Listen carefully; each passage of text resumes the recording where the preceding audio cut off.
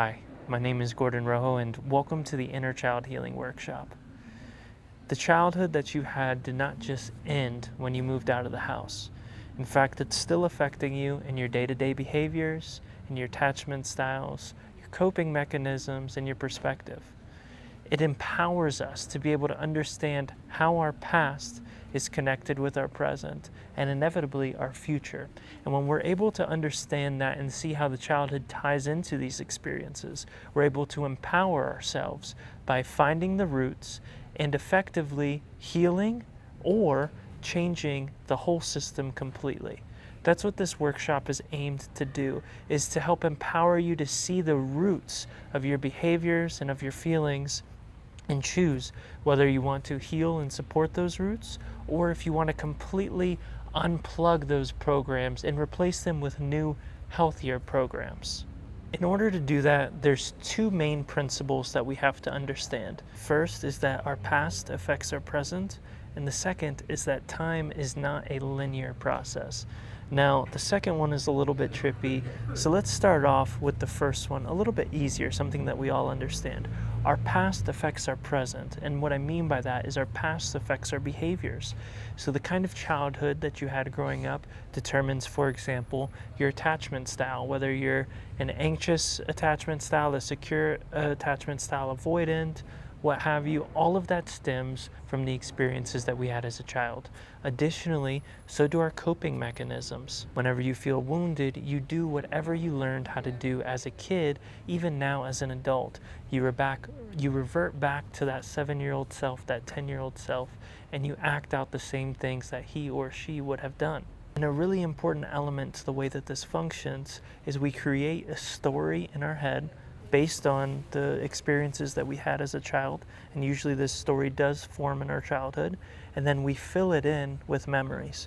So on the positive side, maybe a story is I'm strong, I'm independent, I am loved, I am surrounded by community. Or on the negative side, things that we're aiming to heal, probably why you're here, we have stories like I am alone, I am unloved, I do not have community, I'm unsupported, etc., etc. And so that story, usually just a one-line slogan, is then filled in with memories that we think are on brand or on theme to that. So we have our umbrella of our story, and underneath it we put all of these adjacent memories that we think are explaining the truth of that. Now, what's interesting is the memories that we have, what actually happened doesn't necessarily have to align with the story. It's our interpretation of it as we were a kid. And what's great about using meditation is we're able to go back to those memories and we're able to rewrite how we engage with those memories, how we interact, and how we categorize them, where they don't necessarily have to support those stories that we're telling ourselves.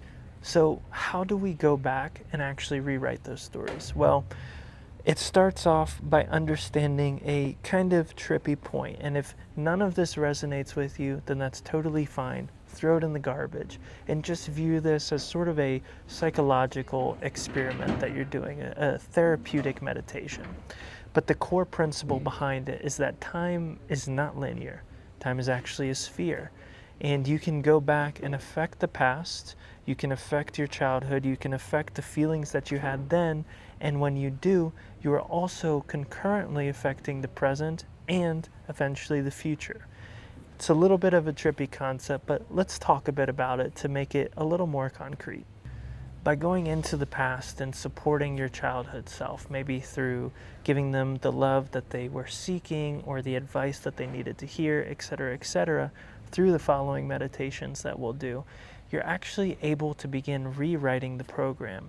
And that program might be the story. It also could be a coping mechanism, and it could be the way that we engage in our romantic relationships. There's a lot of places that these programs touch on. Now, when you go back into the past and you begin to start talking with the childhood self, start sort of meddling with things a little bit, it creates a positive butterfly effect. It's not like you'll come back later and your mom won't be your mom or anything like that.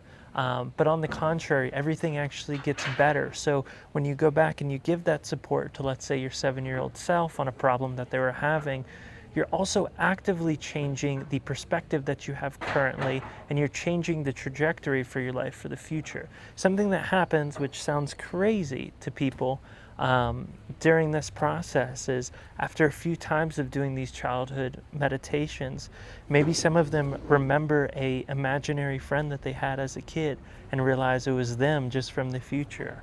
Or there's a whole number of other interesting instances that can come from this. Again, if it doesn't resonate, just throw it away. But if it does, take note. Because when you start healing the inner child and you start accessing the past, you're also developing the habit for you to do this in the future. So not only are you going and helping your younger self, but you're opening up the door for your future self to help you here and now. So it's a really interesting concept. I won't get too deep in the weeds on this, but just know that time is not this linear thing. When you affect the past, you're affecting the present, and you're also opening yourself up for your future self to come in and give you advice, give you love, give you insight, and give you healing that otherwise you would not have had access to. So I just ask during the following meditation and during this workshop, you keep an open mind and you allow yourself to entertain the idea that helping heal your childhood self is not something that is just cognitive. It's not a psychological experiment, but it's something that is actually happening in real time, and your childhood self is directly benefiting from it. So with that said, with those concepts explained, we're going to go ahead and jump into the longer meditation of this course. It's about 40 minutes. So I suggest that when you enter into it, you do so from a comfortable place. If you choose to sit upright in meditation, maybe consider having your back supported against a wall or with a chair or with a cushion. You can also do this meditation lying down. However you decide to do it, I just recommend that you know yourself and know that you aren't going to fall asleep. In order to get the maximum benefit from this meditation, it is best that you are fully alert and awake throughout the whole process. And so make yourself a comfortable space, not just for your body, but for your mind. Dim the lights, and make sure that you have an uninterrupted 40 minutes. So if you live in a home with other people, just letting them know, hey, give me about an hour or so of quiet if you can to do my thing. So with that said, we'll go ahead and move forward with part 2, the meditation. And I sincerely hope that you enjoy it and you find it therapeutic. Best of luck.